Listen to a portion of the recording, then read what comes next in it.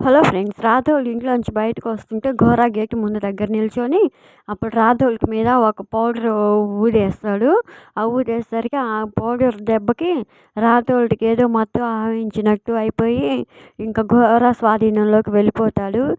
చెప్పు ఘోరా ఏం చేయాలి అని అంటే అప్పుడు ఘోరా అమరేంద్ర కుటుంబాన్ని మొత్తం మాధపూర్ దగ్గర చెరువు దగ్గరికి తీసుకోరా అంటాడు.